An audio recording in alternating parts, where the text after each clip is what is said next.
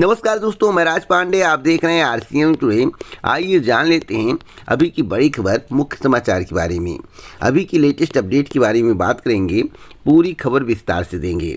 आपको मालूम होगा कि इस चैनल के माध्यम से जो भी जानकारी आपको दी जाती है पूर्णतः सही और सटीक होती है।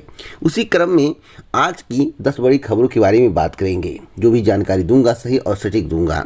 विभिन्न भर्ती परीक्षाओं संबंधित अन्य मुद्दों पर, राशन कार्ड से लेकर जो भी महत्वपूर्ण खबरें हैं, यूनिक खबरें हैं, इस चैनल के माध्यम से आपको दी जाएंगी। तो वीडियो को अंत तक देखिएगा, स्किप मत करिएगा। वीडियो पसंद आए तो लाइक शेयर ज़रूर करें, और जब भी लाइक शेयर करें तो चैनल को सब्सक्राइब कर लें, बेल आइकन दबा दें, ऑल पर सेलेक्ट कर दें। पहली खबर बिहार की है। बिहार में 28,69,000 राशन कार्ड रद्द कर दिए गए हैं। आपको मालूम होगा उत्तर प्रदेश में भी जांच की प्रक्रिया चल रही है। जो साक्ष्य दिखा रहा हूं ध्यान से सुनिएगा, समाचार पत्र में आया था।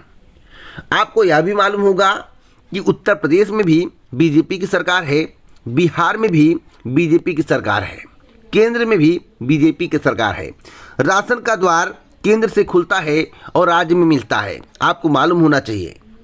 अभी हाल ही में उत्तर प्रदेश सरकार के द्वारा कहा गया कि हमने राशन कार्ड सरेंडर करने को लेकर कोई भी आदेश जारी नहीं किया, लेकिन जांच हो रही है। इसी के कारण अभी राशन वितरित नहीं किया जा रहा है। गांव में जाकर पता कर लेना।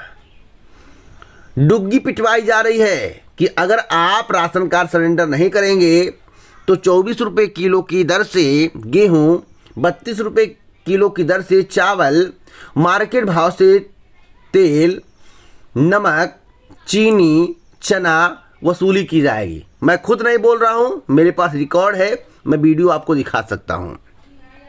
आदेश भी जारी किया गया है और बिहार में यह प्रक्रिया शुरू हो चुकी है। 28,69,000 राशन कार्ड रद्द भी कर दिए गए हैं।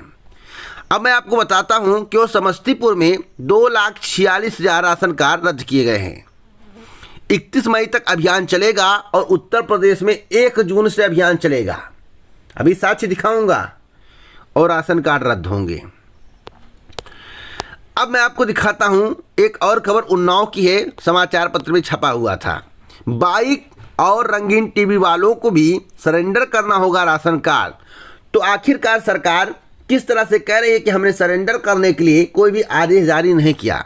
अगर आपने आदेश जारी नहीं किया तो आखिरकार समाचार पत्र में खबर कैसे आ रहा है। शासन की नई गाइडलाइन से मची खलबली। यहाँ पर देखिए साफ साफ लिखा हुआ है, खबर है उन्नाव की। यहाँ पर लिखा हुआ संवाद न्यूज एजेंसी। घर में बाइक और रंगीन टीवी होने पर भी राशन कार्ड सरेंडर करना होगा। शासन की नई गाइडलाइन से राशन कार्ड धारकों में खलबली मची हुई है। कोरोना काल में सरकार की मुफ्त राशन योजना से सैकड़ों अपात्र राशन कार्ड धारक बन गए। अब तक 3,084 अपात्रों ने राशन कार्ड समर्पित कर दिया है। तो आखिरकार ऐसा आदेश जारी ना होता तो 3,084 लोग कैसे राशन कार्ड को समर्पित करते। तो सरकार के द्वारा क्यों कहा जा रहा है कि हमने राशन कार्ड को सरेंडर करने के लिए कोई भी आदेश जारी नहीं किया है। अभी मैं बहुत सारे साक्ष्य दिखाऊंगा, वीडियो को पूरा देखते रहिएगा। एक और महत्वपूर्ण खबर दे दूं, पशुओं के लिए अब भूसा भी बटोरेंगे बिजली अधिकारी। अभी शिक्षा विभाग में यह प्रक्रिया चल रही थी, अब बिजली विभाग में यह प्रक्रिया चलेगी। यहाँ पर साफ साफ लिखा हुआ है लखनऊ, पशुओं के लिए अब भूसा भी बटोरेंगे बिजली अधिकारी।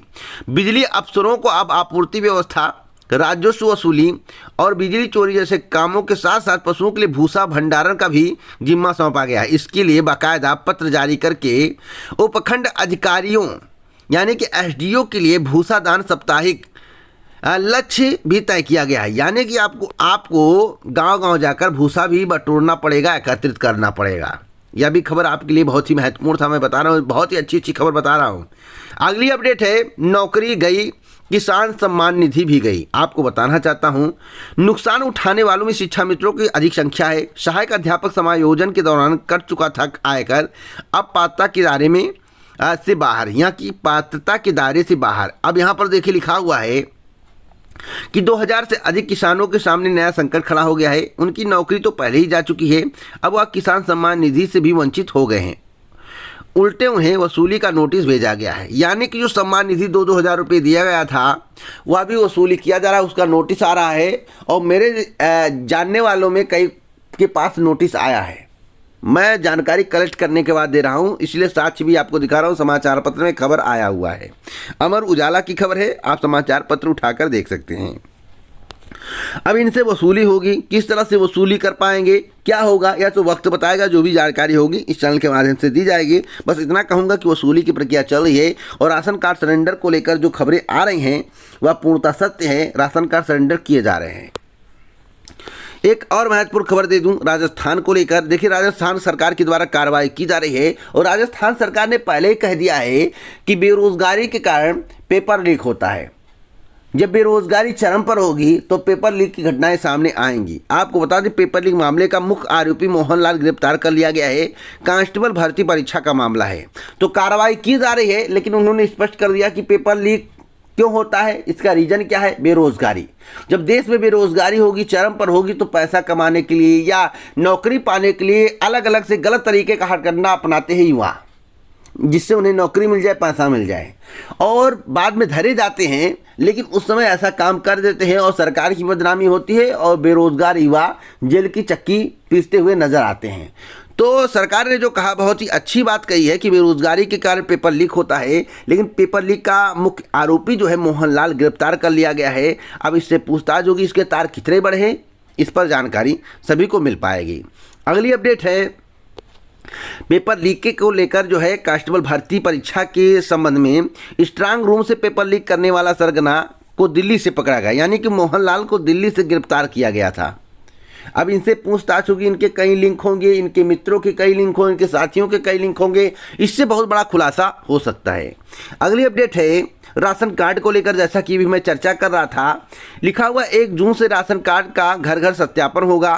राजधानी के राशन कार्ड धारकों का अब सत्यापन होगा। कार्ड धारकों की पात्र अपात्र की जांच कर 1 जून से शुरू होगा। सत्यापन के दौरान आपात्र कार्ड धारक का राशन कार्ड निरस्त होगा। वहीं पात्र परिवारों का राशन लाभार्थियों की सूची से भी जोड़ा जाएगा। तो देखिए, यहाँ पर स्टार्टिंग कर दी गई है और कितने लोगों का राशन कार्ड कटेगा इसकी कोई गारंटी ही नहीं है, कोई आंकड़ा नहीं है। और मैं आपको बता दूं, कईयों का राशन कार्ड करने के दायरे में आपको सूचना मिल सकती है, यानी कि लाखों की संख्या में राशन कार्ड काटे जा सकते हैं। अगली अपडेट है दरोगा भर्ती में गड़बड़ी करने वाले और 11 अभ्यर्थी गिरफ्तार। आपको मालूम होगा, अगर आप दरोगा भर्ती के खिलाफ बोलोगे तो आपको जेल में डाल दिया जाएगा, आप पर मुकदमा ठोक दिया जाएगा। आप विवेक सर के बारे में जानते होंगे, आप लोग उनसे शिक्षा भी लेते होंगे, एग्जामपुर चैनल का नाम जानते होंगे। उन पर मुकदमा लाद दिया गया है। आपको यह भी मालूम होगा कि मुकदमा किस तरह से लादा गया है, क्योंकि उन्होंने स्कैम के खिलाफ जो है आवाज़ उठाई थी। और हमने आपसे बताया था कि भर्ती किसी भी कीमत पर रद्द नहीं होगी। भर्ती को कंप्लीट कराने के विचार में सरकार है और सरकार अपना काम कर रही है, भर्ती को कंप्लीट कराएगी। मैं आप सभी को बताना चाहता हूँ, दरोगा भर्ती में गड़बड़ी करने वाले और 11 अभ्यर्थी गिरफ्तार हो गए हैं। सब इंस्पेक्टर, नागरिक पुलिस प्लाटून कमांडर, पीएससी और अग्निशमन द्वितीय अधिकारी के 9,534 पदों पर सीधी भर्ती के लिए वर्ष 2021 में कराई गई ऑनलाइन लिखित परीक्षा में अनुचित साधन का प्रयोग करने वाले 11 अभ्यर्थियों को सोमवार को गिरफ्तार कर लिया गया है। गिरफ्तार करने से कुछ नहीं होगा, गिरफ्तार करते रहिए, लेकिन इस परीक्षा में कितने बड़े पैमाने पर धांधली हुई है, अगर इसके संबंध में कोई आवाज उठाता है तो सरकार उनकी आवाज को दबा देती है। ऐसा लोगों का कहना है, मेरा सेपरेट कहना नहीं है, लोगों का कहना है। और विवेक सर के बारे में आप लोग जानते होंगे, आपको मालूम होगा, लोग उन्हें विवेक सर के नाम से जानते हैं। एग्जामपुर उनका चैनल है, बड़ा चैनल है, अच्छा खासा चैनल है, अच्छा खासा पॉपुलैरिटी है, व्यूअर है। और तभी उनको क्योंकि स्कैम के खिलाफ उन्होंने बोला। और हमने आपसे क्या बोला था कि दरोगा भर्ती कंप्लीट कराने के लिए सरकार तत्पर है, बहुत जल्द ही दरोगा भर्ती कंप्लीट करा दिया जाएगा। वैसे निकाय चुनाव से पहले पहले आपको दरोगा भर्ती कंप्लीट होती नजर आएगी। अब एक रास्ता है, अगर कोर्ट इसमें निर्देश दे दे तो हो सकता है जांच हो जाए, भर्ती परीक्षा रद्द हो जाए, अन्यथा परीक्षा रद्द होने वाली नहीं है। अगली अपडेट है, कोर्ट आज तय करेगा किस अपील पर होगी पहले सुनवाई। देखिए, ज्ञानवापी श्रृंगार गौरी प्रकरण की जिला जज डॉक्टर अजय कृष्ण विश्वेश की अदालत में पहली सुनवाई सोमवार को हुई। मुकदमे की किस अपील पर पहले सुनवाई हो, इसके लिए वादी यानी कि मंदिर व प्रतिवादी यानी कि मस्जिद पक्ष की ओर से जोरदार दलीलें दी गई। किस अपील पर पहले सुनवाई होगी, इसका निर्धारण के लिए जिला जज ने 24 मई यानी मंगलवार की तिथि तय की है। मंदिर पक्ष ने एडवोकेट कमिश्नर की कार्रवाई रिपोर्ट की नकल की मांग की है। देखिए, अब सुनवाई होगी, इसमें क्या होता है इस पर हम ज़्यादा फोकस नहीं करेंगे, बस ये जान लीजिए 24 को सुनवाई होनी है। अगली अपडेट है जेईई मेंस को लेकर। जेईई मेंस की तरह साल में 2 बार हो सकती है CUT। विश्वविद्यालयों में दाखिले के लिए पहली बार आयोजित की गई परीक्षा कॉमन CUET अब साल में 2 बार हो सकती है। इससे छात्रों को विश्वविद्यालय में दाखिले के लिए 2 बार मौका मिलेगा। और मैं आपको बता दूं, UGC chairman doctor M Jagdish Kumar ने सोमवार को ये संकेत दिए हैं। उससे पहले एक महत्वपूर्ण जानकारी दे दूं, TGT PGT भर्ती को लेकर। देखिए, TGT PGT भर्ती की कार्रवाई चल रही, इसमें दो राय नहीं है। आज अध्यक्ष से मुलाकात करने की बात कही गई है। अध्यक्ष से मुलाकात होगी तो कल ही हमने बता दिया कि अध्यक्ष क्या कहेंगे, थोड़ा इंतजार करिए, कार्रवाई चल रही है। हम भर्ती का विज्ञापन जारी करेंगे और मेरी जानकारी के अनुसार भर्ती का विज्ञापन जुलाई से लेकर सितंबर के बीच में जारी करने की तैयारी चल रही है। कितने पद हो सकते हैं? देखिए, 7,000 का आंकड़ा, 6,500 का आंकड़ा, यह पूर्णतः गलत है। अभी कार्रवाई चल रही है और समाचार पत्रों में जो आंकड़े दिखाए जाते हैं वह संभावित होते हैं, इसलिए वह सटीक आंकड़े नहीं होते हैं। पदों की संख्या घट और बढ़ सकती है। उम्मीद करता हूं कि पदों की संख्या बढ़कर आएगी। तो आज जो भी अपडेट होगा चल के माध्यम से दिया जाएगा। दोपहर का इंतजार करें। अध्यक्ष से मुलाकात करने के बाद जो मेरे द्वारा कल ही बताया गया है वही अध्यक्ष के द्वारा बोला जाएगा, जहां तक मुझे जानकारी है। अगली अपडेट है जातिगत जनगणना को लेकर। देखिए, जातिगत जनगणना पर जदयू और भाजपा आमने सामने हैं। जदयू विधायकों को 3 दिन पटना में रहने का निर्देश दिया गया है। देखिए, जातिगत जो जनगणना जिसकी मांग लंबे समय से चल रही थी, भाजपा और जदयू की एक मत नहीं है।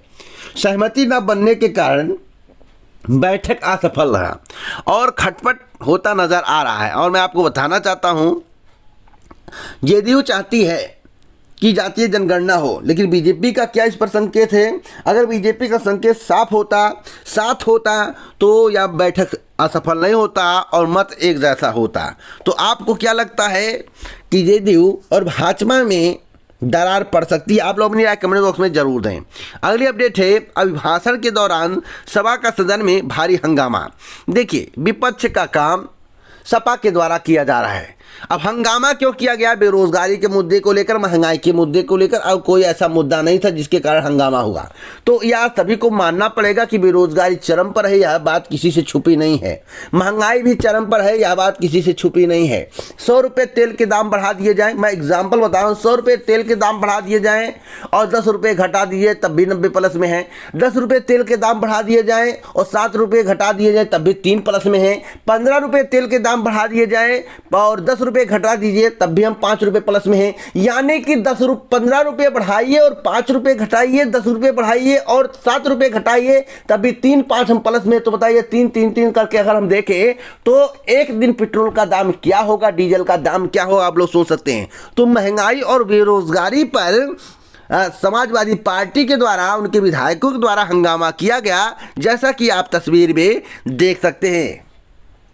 और सदन की कार्रवाई चलती रही, हंगामा होता रहा। अगली अपडेट है स्नातक अंतिम वर्ष की परीक्षा जो कि 7 जून से स्टार्ट होगी। अगली अपडेट है महंगाई को लेकर। महंगाई सबसे बड़ी चिंता, फिर बढ़ेगी रेपो दर। मैं आपको बता दूं, महंगाई अभी कम हुई है, भविष्य में महंगाई बढ़ेगी, आप इसको देख लेना। मैं आज आपसे बता रहा हूं, भविष्य में नहीं, ज़्यादा नहीं, ज़्यादा बस 2023-24 में चुनाव है। देखिएगा, एक चुनाव गुजरात वाला समाप्त होगा, फिर महंगाई बढ़ेगी और अचानक फिर महंगाई कम हो जाएगी। उसके बाद 24 का, उसके बाद महंगाई आपको चरम पर दिखाई देगी। देखिए, हर पॉलिटिक्स पार्टियां करती हैं, चाहे कांग्रेस हो चाहे बीजेपी हो, सभी करती हैं। चुनाव के दौरान कुछ ना कुछ रियायत सरकार के द्वारा आम जनता को दिया जाता है, जिससे आम जनता हमसे खुश रहे, चाहे कांग्रेस हो चाहे बीजेपी हो चाहे सपा हो, कोई भी हो। अगली अपडेट है सीटेट के नोटिफिकेशन को लेकर। मैं आपको बताना चाहता हूं, सीटेट का नोटिफिकेशन तैयार किया जा रहा है, 25 से 28 के बीच में तैयार हो जाएगा। नोटिफिकेशन कब तक जारी होगा इस चैनल के माध्यम से आपको पहले ही बताया गया है। और UPSSC की एक महत्वपूर्ण खबर है, जैसा कि आपको मालूम होगा UPSSC का मामला कोर्ट में विचाराधीन है। 25 और 26 को सुनवाई है, देखना होगा क्या होता है। वैसे मेरे द्वारा आपको पहले बताया गया क्या होगा, आज दोपहर की वीडियो में स्पष्ट करूंगा क्या होने वाला है। तो वीडियो को लाइक शेयर कर दें। इस प्रकार की ऑथेंटिक जानकारी के लिए चैनल को सब्सक्राइब करें, बेल आइकन दबाएं, ऑल पर सेलेक्ट करें। जय हिंद, जय भारत।